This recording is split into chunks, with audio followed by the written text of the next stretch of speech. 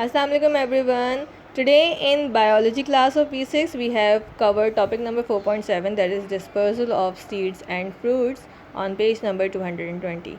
Now, as we have already covered some of the steps of the life cycle of a plant, like for example the first step is the pollination, then the fertilization, and after the fertilization, when the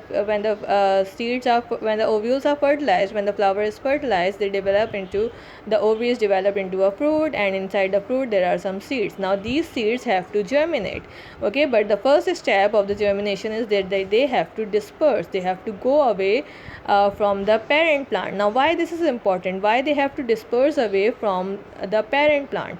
Actually this is important because, for example, if all the seeds, or like for example if there is a tomato fruit, and in the tomato fruit, as you all know, that there are so many seeds in the tomato fruit. Now if all those seeds all those seeds will germinate near a parent plant, you will observe that all those plants that are germinated, they are not healthy, because they will have a competition between them. They will have a competition for air, water, space, and sunlight. So because of this competition, they will not get sufficient amount of these requirements, and they will grow weaker. But the seeds that are dispersed away and that are grown away from the parent plant, they will grow much healthier and much bigger in size than the seeds that are grown towards the parent's plant, that are grown in a place where there are so many plants. So they have to disperse away in order to avoid the competition. Alright, so there are different kinds of agents that are involved in this dispersal of seeds, and some of these agents are discussed over here. The seeds are discussed by wind, by animals, by water, and by explosive methods. Now, by wind, the seeds that are dispersed by winds are actually very light in weight.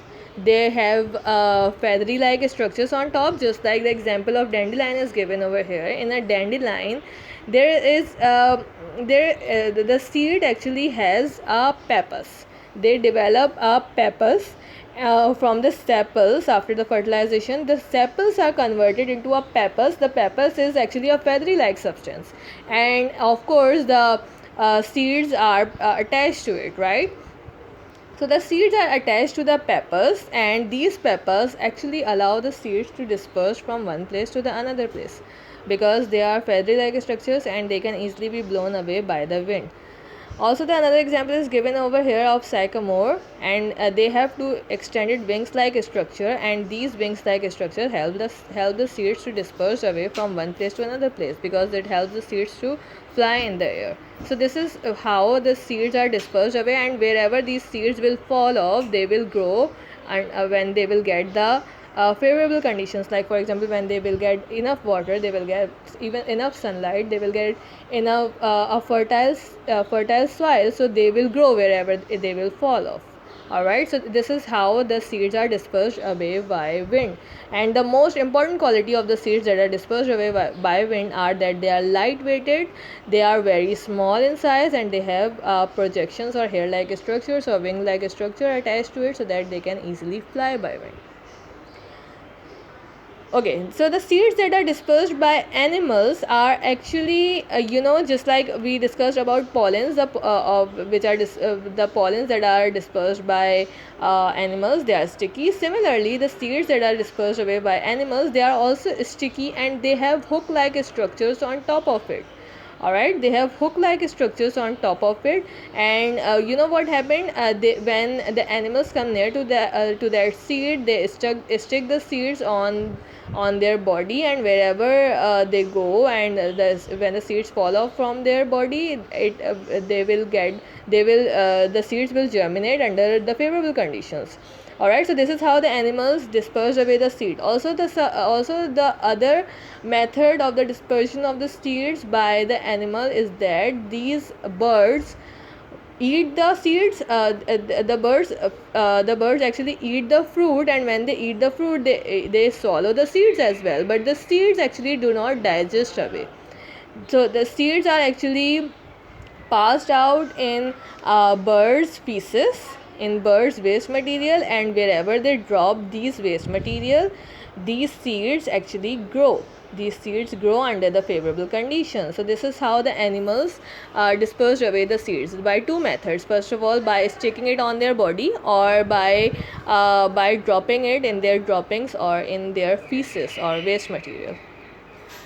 Alright, so the examples of the seeds that are dispersed away by the animals are, you can say, a plum animal, or you can say tomato as well. Tomato can be one of the example because they are succulent. They have succulent fleshes. Alright, so the seeds that are dispersed away by the water are coconut, because the seeds that are dispersed away by the water have a very special characteristic. That special characteristic is that they are hollow from inside. They have air trapped inside, and when the air is trapped inside, they can easily float in the surface of the water. Alright, and they have fibrous wall as well. So the fibrous wall and the hollow structure from the inside actually helps the seed of a coconut to float on top of the water, and they can even float, and they can disperse away through the water to even they can travel like to 1,000 kilometers as well. Alright, so they can even travel to 1,000 kilometers as well, and they can disperse away in this manner by the water.